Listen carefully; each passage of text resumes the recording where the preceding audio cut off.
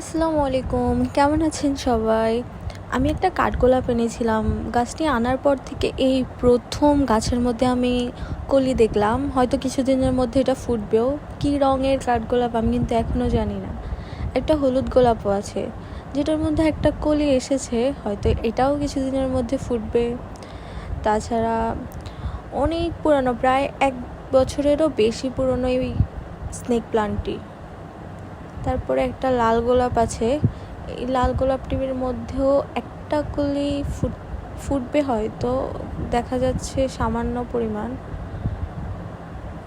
কিছুদিনের মধ্যে হয়তো এটার মধ্যে কলিও আসবে, কলি ফুটবে, নতুন পাতা যেহেতু বের হয়েছে। তাছাড়া এখানে আরও স্নেক প্লান্ট, এছাড়া আরও অনেক গাছ আছে, যেমন এটা একটা বেগুন গাছ, টমেটো গাছে টমেটোও ধরেছে 2টা, একটা 2টা।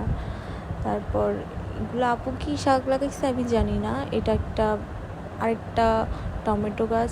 এখানে বেগুনে অনেক ফুল ফুটেছে, একটা ছোট বেগুনও দেখা যাচ্ছে।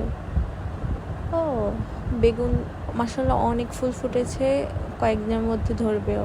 এখানে আমি কয়েকটা স্নেক প্লান্টের পাতা লাগিয়েছিলাম, একটা চারা উঠেছে ছোট্ট।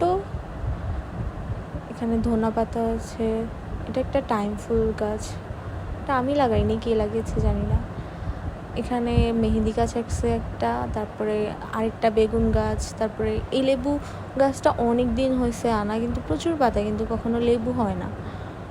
তারপরে এখানে একটা পার্পল হার্ট গাছ আছে। তাছাড়া বেগুন গাছ আছে, পার্পল হার্ট।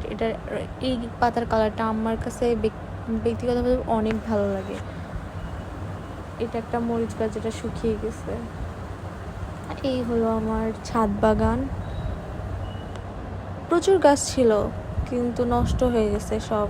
ছাদে আসার কারণে যত্ন নেওয়া হয় না। ওদের ফুলগুলো অনেক সুন্দর ফুটছে। তাছাড়া এখানে কুমড়ার পাতা লাগিয়েছে আম্মু, আর একটা মরিচ গাছ। দেখুন, বিনা যত্নে গাছ কত সুন্দর বড় হচ্ছে, আর যত্ন করা গাছ বড় হতে চায় না। এই হলো আমার ছোট্ট ছাদ বাগান। ছাদের ওই পাশে কিছু গাছ আছে। এটা আরেকটা স্নেক প্লান্টের পাতা। ছাদের ওই পাশে আরও কিছু গাছ আছে, সুপারি গাছ। প্রচুর পরিমাণে সুপারি ধরে এখানে। ছাদ থেকে ছোঁয়া যায় একদম, যখন সুপারিগুলো পাকে পুরো লাল লাল হয়ে থাকে। এখন হয়তো তত বেশি পাকা সুপারি নাই, কিন্তু ছোট ছোট অনেক সুপারি হয়েছে দেখছিলাম। এই যে এখানে প্রচুর সুপারি হইতেছে। এগুলো মানুষ নিয়েও যায়, আবার বিক্রিও করা হয়। এটা অন্য বাসার বারান্দা, দেখুন কত সুন্দর গাছ লাগিয়ে রাখছে। এখানে আরেকটা সুপারি গাছ। এই হলো আমার